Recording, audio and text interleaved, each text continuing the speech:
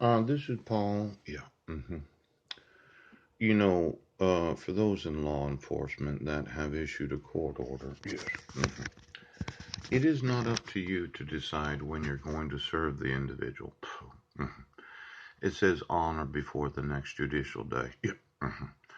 And you don't get to decide if it's the sheriff's department or the police department.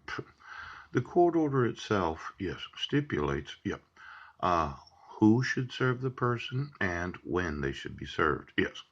Now, each and every one of these court orders actually violates this international covenant.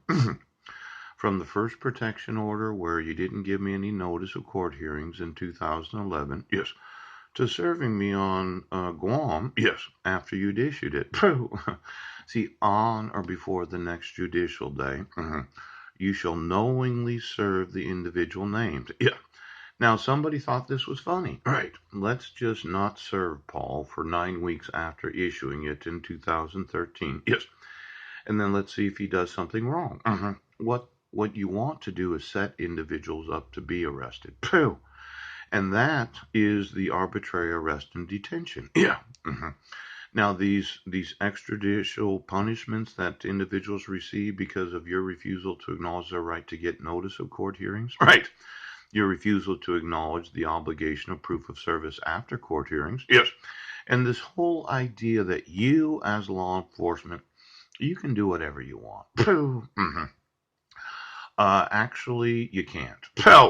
Now, I've been wanting to sue you for quite a long time, and you continue to refuse, yes, the acknowledgement of the constraints of being in law enforcement. Yeah.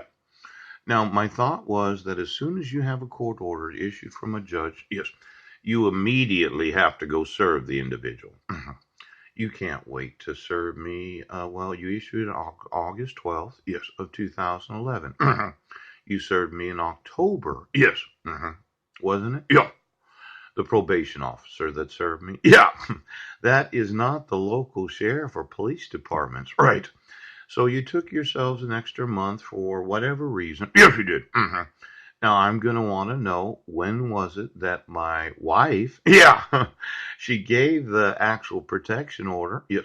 See, it should have, well, you just can't arbitrarily decide to serve somebody after a court order is issued. Yes. It actually says on or before the next judicial day, yes, you should serve the individual.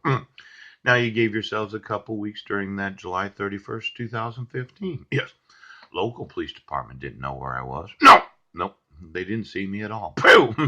You waited until I was in Squim, right, so that you could serve me in the Squim Public Library. Now, the individual that served me more than likely wasn't law enforcement. Yes. Because somebody said anybody can serve anybody. Yes. Well, that's not really what it says. See, law enforcement thought that they themselves don't have to obey court orders. Yes. They could arbitrarily decide what they want to do once an order is issued. Yes. And then after it's issued, they could decide when they wanted to serve the individual. Yes. And if they could set them up for an arrest without serving them, pooh, it could be that they could lie about their attempts of service so that the individual would receive additional jail time or prison time. It's kind of like setting people up for felonies, right?